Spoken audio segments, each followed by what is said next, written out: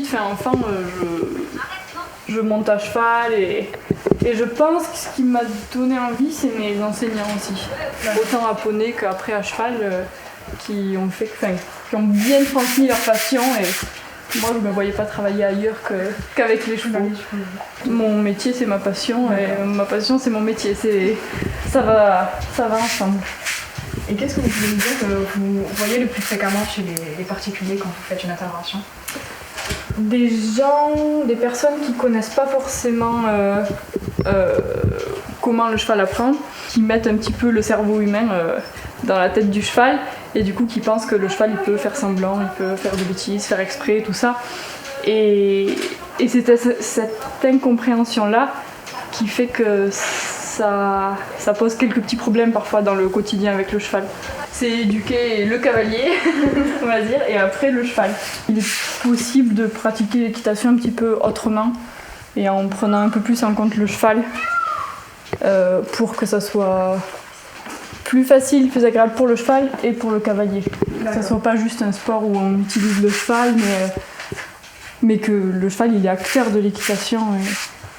Sur des chevaux compliqués, ça va être surtout au niveau des sensibilisations, des chevaux qui ont peur de tout ce qui se passe autour d'eux, des mouvements du cavalier à côté d'eux sur eux, des mouvements de stick, des mouvements de drapeau, ou des chevaux qui sont inquiets pour les passages d'embûches, les passages de bâches, les passages d'obstacles un peu regardants avec des sous-bassements. Ouais. Donc ça, ouais. Est-ce qu'un jour vous avez été en danger justement par un cheval, imaginons il a peur de quelque chose et ça vous a mis en danger par la suite? Ça arrive très souvent, on va dire, avec les souvent. Avec les chevaux, c'est quand même des animaux vivants et qui ont un instinct de fuite et du coup, parfois quand l'éducation n'est pas non plus parfaite, elle sera jamais parfaite, hein, mais oui. On se retrouve avec des écarts, oui, avec des chevaux qui peuvent venir sur nous ou des trop pleins d'énergie qui font que on se sent un peu petit à côté du cheval. Elle, il y a des jours où elle est tout le temps avec moi et des jours où elle peut rester arrêtée au milieu. Donc ça dépend, on va voir. Ouais. Je commence toutes mes séances à pied.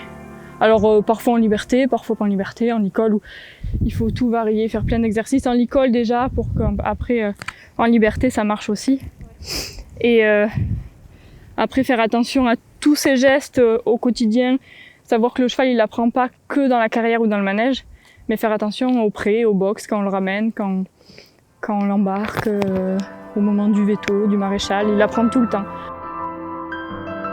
Pour mettre le licol, je vais d'abord attraper la tétière au-dessus et ensuite je vais pouvoir mettre le licol à mon cheval dans une attitude plutôt basse et tourner vers moi au lieu de jeter la tétière par-dessus et d'avoir un cheval qui se laisse pas trop attraper ou qui pousse sur le licol quand on lui met. C'est plein de petits détails comme ça qu'il faut... En fait, il faut que ça devienne des habitudes.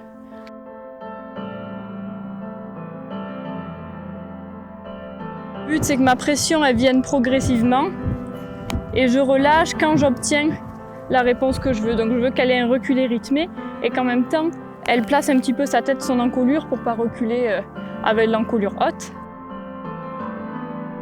Et ensuite, au niveau de la confiance du cheval, je devrais pouvoir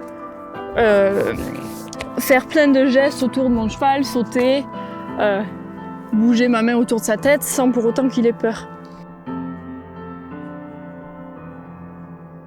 Je vais quand même commencer ma séance reine longue pour vérifier que mon cheval y réponde à mes jambes, à mon bassin, et ensuite je vais mettre en place. Et en même temps, ça la laisse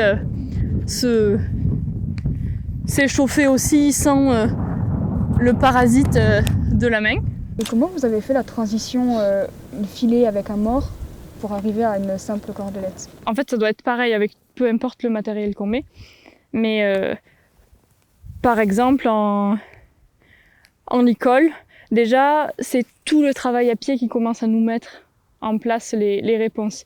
Quand on fait les flexions latérales, on va aussi les faire monter. Donc le cheval va associer les deux. Quand on travaille sur le cercle, quand on fait revenir vers nous, puis rechanger de direction, ça commence à travailler la rêne pour tourner.